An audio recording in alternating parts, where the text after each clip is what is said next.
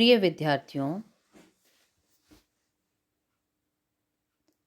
पूर्व में हमने स्नातकोत्तर उत्तरार्ध संस्कृत के पंचम प्रश्न पत्र में निर्धारित महर्षि पतंजलि द्वारा रचित व्याकरण महाभाष्य के प्रथम अध्याय के प्रथम पाद में आगत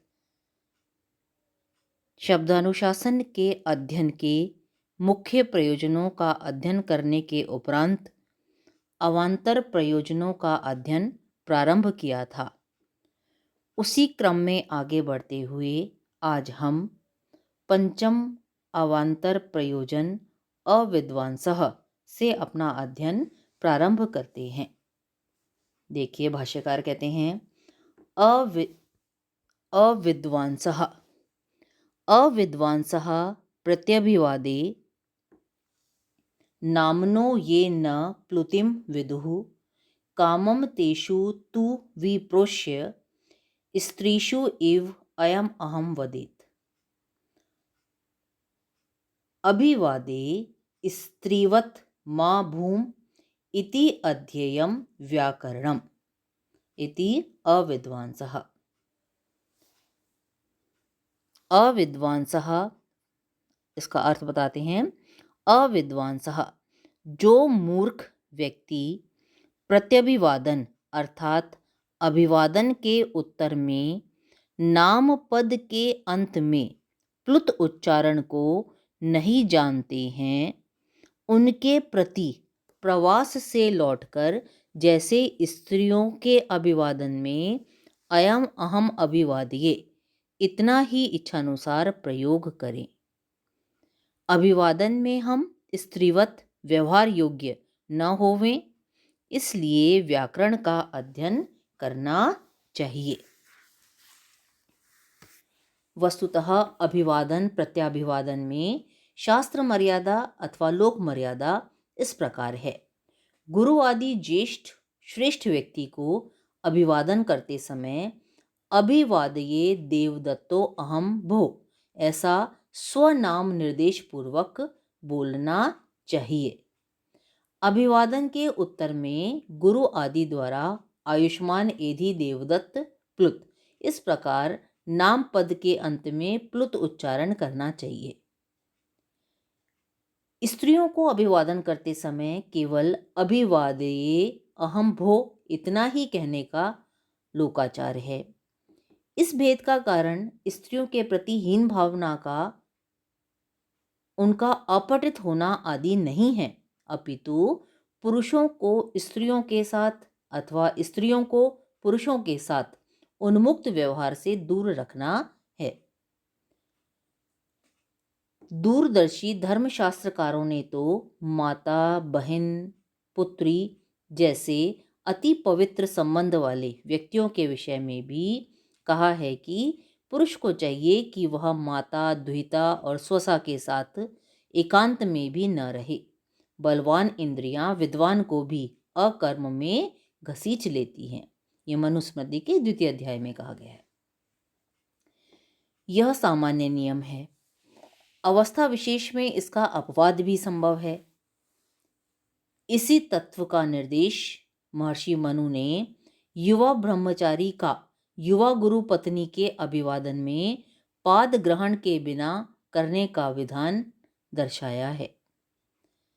इससे स्पष्ट है कि प्रौढ़ा अथवा वृद्धा स्त्रियों का अभिवादन पुरुषों के समान ही करना चाहिए।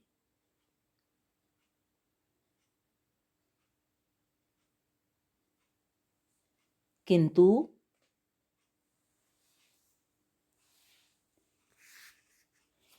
स्त्रियों का अभिवादन करते समय नाम का उच्चारण, स्वनाम का उच्चारण नहीं करना चाहिए। कहते हैं इसका ज्ञान हमें कब होगा? जब हम व्याकरण शास्त्र का अध्ययन करके अभिवादन में व्यवहार योग्य, व्यवहार पटु हो जाएंगे। अभिवादन में हम स्त्रीवत न हो, इसके लिए हमें व्याकरण शास्त्र का अध्ययन करना चाहिए। स्पष्ट है। अब छठा अवान्तर प्रयोजन बताते हैं ये विभक्तिम कुर्वन्ति। क्या कहते हैं देखिए, याज्ञिकः पठन्ति प्रयाजः सविभक्तिकः कार्यः इति, न च अन्तरेण व्याकरणं प्रयाजः सविभक्तिकः शक्यः कर्तुम् इति विभक्तिम कुर्वन्ति। इसका अर्थ बताते हैं भाष्यकार, विभक्तिम कुर्वन्ति, याज्ञिक पढ़ते हैं, प्रयाजों को विभक्ति युक्त करना चाहिए। व्याकरण का अध्ययन किए बिना प्रयाजों को सविभक्तिक करना संभव नहीं है। भाष्यकार ने प्रयाजों को ही सविभक्तिक करने का उल्लेख किया है। वस्तुतः अनुयाजों को भी सविभक्तिक करने का उपलक्षण यहाँ हमें जानना चाहिए। अब प्रयाज क्या होते हैं, अनुयाज क्या होते हैं देखिए, मुख्य याग होता है, एक मुख्य याग होता है और उसके कुछ विकृति याग होते हैं। मुख्य याग यानी प्रकृति याग, प्रकृति याग जैसे दर्श पौर्णमास आदि होते हैं आपके, और विकृति याग अलग, इनसे भिन्न होते हैं जो मुख्य याग नहीं होते। अब प्रयाज किसे कहते हैं, यज्ञ की अंगभूत आहुतियाँ, किसी भी यज्ञ की, किसी प्रकृति याग की, मुख्य याग की अंगभूत आहुतियाँ जो कि प्रधान याग से पूर्व दी जाती हैं। और अनुयाज किसे कहते हैं, यज्ञ की अंगभूत आहुतियाँ जो प्रधान याग के अंत में दी जाती हैं। और ऐसा माना जाता है कि प्रयाजों और अनुयाजों दोनों को ही सविभक्तिक करना चाहिए।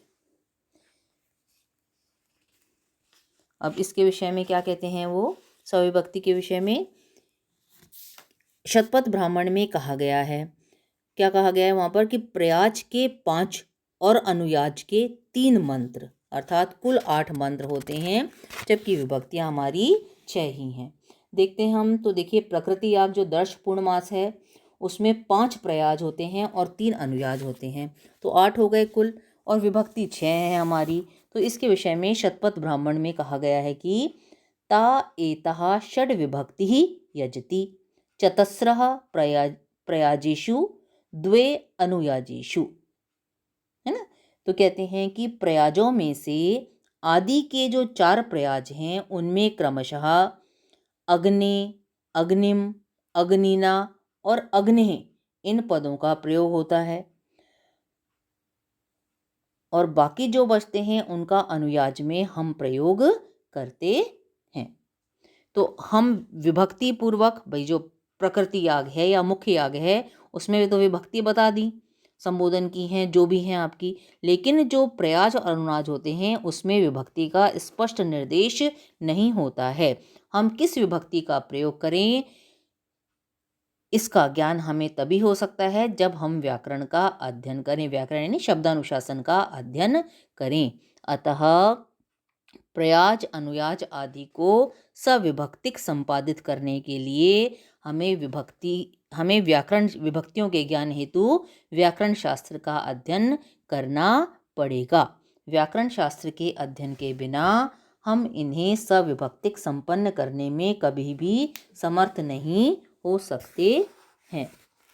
अतः व्याकरण शास्त्र का अध्ययन अत्यंत आवश्यक माना गया